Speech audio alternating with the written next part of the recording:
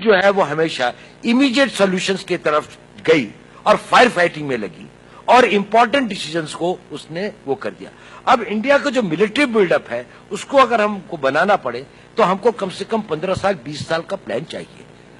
अब क्या हुआ, जब हमें आजादी मिली थी उस वक्त वेस्टर्न कंट्रीज के अलावा दुनिया में भारत के अंदर में सबसे ज्यादा ordnance defence equipment building capability थी। 32 ऑर्डिनेंस फैक्ट्री थी। आपके यहाँ भी ये पुरानी, ऐसे कि ये भी पुरानी है, यहाँ पर कैलकाटा के अंदर में थी, इसके अंदर में थी, क्योंकि 1822 से लेके 1882 से लेके हम लोगों ने मैन्युफैक्चरिंग ब्रिटिशर्स ने शुरू कर दिया था, तो यहाँ पर बन रहा था, बाकी कंट्रीज में नहीं बन रहा था। सेकेंड वर्ल्ड वॉर के दौरान में हमारी एरोनॉटिकल वर्क वालचंद वगैरह का जो था, यहाँ पर अमेरिकन प्लेन्स भी सर्विसिंग के लिए यही आते थे, गार्डन रीच वर्कशॉप, मेजरगन डॉक, इस तरह से हमारा एक डिफेंस बिल्डअप था। चाइना में कुछ नहीं था। अब चाइना अपना एक भी एयरक्राफ्ट इंपोर्ट नहीं करता। चाइना K-17 एयरक्राफ्ट बना रहा है जो हम रफल के मुकाबले का है, जिसको हम फ्रांस से ले रहे हैं।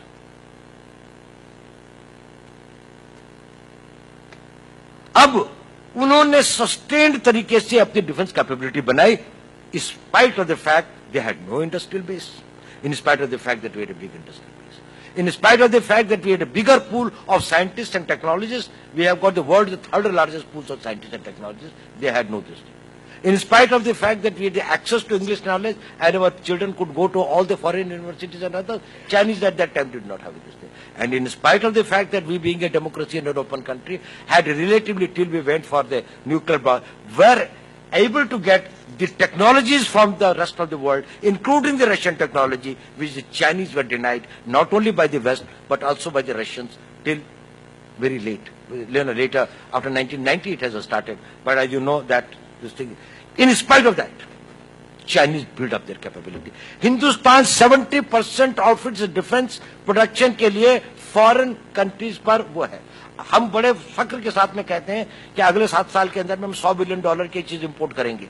हम अपने यहाँ की जो आपके पास है, पुलिस वालों के पास में, या पिस्टल भी है, ये वाटर की या 9mm की है, ये भी चेकोस्लोवाकिया से आती है। जबकि हमारे पास में टेक्नोलॉजिकल कैपेबिलिटी इतनी है कि हम मार्स के ऊपर में अपना मंगलयान डालने की भी सोच रहे हैं, लेकिन वेस्टेड इंटरेस्ट है। इसलिए हम लोगों ने अपनी उन क्षमताओं को, जहां पर जो हमारे पास में थी, जो वहां पर हमारे पास में साइंटिफिक टैलेंट था, जहां पर हमारे पास इन्वेस्टेबल सरप्लस था, जहां पर हमारे पास में एक इंडस्ट्रियल इंफ्रास्ट्रक्चर और ऑर्डिनेंस फैक्ट्रीज का और डिफेंस प्रोडक्शन का बेस था, एक R&D का बेस था, DRDO जो थी बहुत पुरानी ऑर्गेनाइजेशन है, एटॉमिक एनर्जी कमीशन थी। देखिए, स्पेस में, एटॉमिक एनर्जी में, ओशियोनोग्राफी में, मिसाइल्स में, जहां जहां हमने किया, वी आर वर्ल्ड क्लास।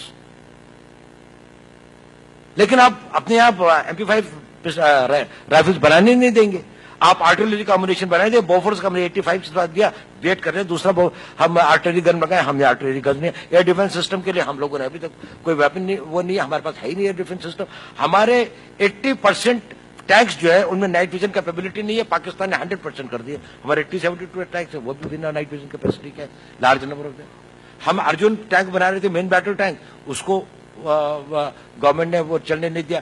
एक एयरक्राफ्ट बनाने की कोशिश कर रहे थे, लाइट कॉम्बैट एयरक्राफ्ट LCA तेजस, वो अब उड़ा तो है, लेकिन उसके लिए भी इतनी सारी रेजिस्टेंस है और उसका भी इतना सारा इक्विपमेंट अब हम इंपोर्ट कर रहे हैं। तो जो एक प्लान तरीके से नेशन बिल्डिंग का विजन होना चाहिए था, वो लीडरशिप का कमजोर था। ये सोच के कि 5 साल में तो इलेक्शन होने, 2.5 साल तो हो गया, अब आप मुझे कह रहे हैं इसका वो करने के लिए इंपैक्ट होगा इसका 15 साल के बाद में, 10 साल के बाद में, 12 साल के बाद में। एयरक्राफ्ट कैरियर चाइना अपना बना रहा है, खैर अब हम भी अपना बना रहे हैं गार्डन वर्कशॉप में, लेकिन हम लोगों ने इतना महंगा जो है वर्कशॉप को लिया जो उसे विक्रमादित्य का नाम चल ले रहे। तो ये जो बातें हैं, इसके लिए लॉन्गर गेस्टेशन पे immediate takes the precedence over important. तो इमीडिएट में आपने कहा कि मनरेगा कर दो तो वोट मिल जाएंगे, या छोटी छोटी चीजें, क्योंकि उसका इमीडिएट इंपैक्ट। आज पैसा दिया, कल 6 महीने के अंदर, साल भर के अंदर, 2 साल के अंदर में लोगों को उसका फायदा हुआ, लेकिन राष्ट्र तो नहीं बना।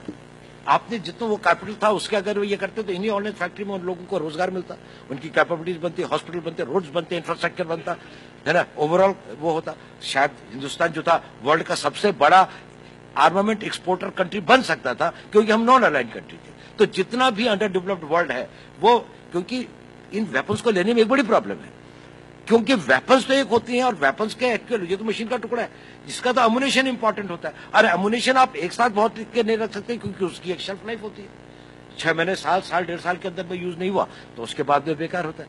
अब जब लड़ाई लगती है तो एक तो इसकी प्राइसेस वो करीबन कम से कम 7 या 8 गुना बढ़ा देते हैं। दूसरी बात, वो कंडीशन ले करते हैं कि साहब नहीं, अगर आप पाकिस्तान के सामने लड़ाई करेंगे तो हम नहीं देंगे। कश्मीर इश्यू के ऊपर में हम तो यूनाइटेड नेशंस के अंदर में पाकिस्तान को सपोर्ट कर रहे हैं, या हमारे चाइना के साथ में वो है तो, लेकिन जो हमारे इंडिजिनस प्रोटेक्शन के वेपन्स होते हैं उसके ऊपर में हमारे ऊपर में कोई रिस्ट्रिक्शंस नहीं होती। तो एक बड़ा सवाल है हमारी जो डिफेंस कैपेबिलिटी बिल्ड करने की, चाइना की। ये देखिए, हिंदुस्तान एटॉमिक कैपेबिलिटी भाभा साहब के टाइम पर 1954 में कर सकता था। 1968 के अंदर में नॉन प्रोलिफरेशन ट्रीटी आई, आने वाली थी, तो हम उस वक्त में टोटल इस पोजीशन में थे कि न्यूक्लियर ब्लास्ट कर देते। चाइना ने कर दिया, तो यूएन का रेजोल्यूशन बना कि जिन लोगों ने अब तक कर दिया वो तो न्यूक्लियर पावर कही जाएगी, और जो नहीं करेंगे उन पे एनपीटी लग जाएगा, नॉन प्रोलिफरेशन ट्रीटी, और वो प्रोलिफरेशन नहीं कर सकती। अगर करेंगे तो इंटरनेशनल सैंक्शन लग जाएंगे। तो इंडिया ने जो है वो वॉलंटियरली वो कर दिया कि हम नहीं करेंगे। कहा भी गया, नेहरू जी से भी कहा गया, फिर बाद में भी कहा गया, लेकिन वो नहीं किया। और क्योंकि चाइना ने कर दिया तो अब चाइना के ऊपर में कोई चक नहीं है, वो अपना न्यूक्लियर आर्सेनल 450-500 उन्होंने कर दिया, और भी जितना बढ़ा सके उस पर कोई चक नहीं। हिंदुस्तान अगर एक पोखरान के अंदर में टेस्ट करता है तो कहते हैं कि साहब इंडिया ने जो है वो न्यूक्लियर, इसके ऊपर में सारी इंटरनेशनल सैंक्शन लगनी शुरू हो जाती है। आज स्पेस के अंदर में अभी यूनाइटेड नेशंस ने वो बनाया नहीं है, बनाने वाला है। ये बनाने वाला है सोच के चाइना ने स्पेस के अंदर में वेपन डाल दिया। कहां पे डाला? अपना ही सैटेलाइट मार दिया। अपने ही सैटेलाइट को, एक सैटेलाइट था जिसको वो यूज नहीं कर रहे थे, उन्होंने स्पेस के अंदर में स्पेस सैटेलाइट को हिट कर दिया। किसने कर दिया? ताकि जब लोग कहेंगे हमारी तो स्पेस कैपेबिलिटी 2012 में थी, 2013 में थी, तो अब इसके बाद में स्पेस कैपेबिलिटी पे बना होगा। इंडिया स्पेस के अंदर में बहुत ज्यादा एडवांस्ड है। इंडिया स्पेस वेपन सिस्टम्स के बारे में तैयार नहीं, स्टार वार्स के बारे में हम लोग कहते हैं नहीं, ये तो हमारे सिद्धांत के खिलाफ। और दूसरी बात, इसका कोई पॉलिटिकल लाभ भी नहीं होगा, हिंदुस्तान को कोई समझेगा भी नहीं। कितने वोट मिलेंगे स्पेस पे कर, ये भी बात है ना। तो ये लंबा चौड़ा सवाल है, चलिए, पर फिर भी अच्छा है कि आप इस तरह की बातों के बारे में सोचते हैं। बहुत बहुत धन्यवाद।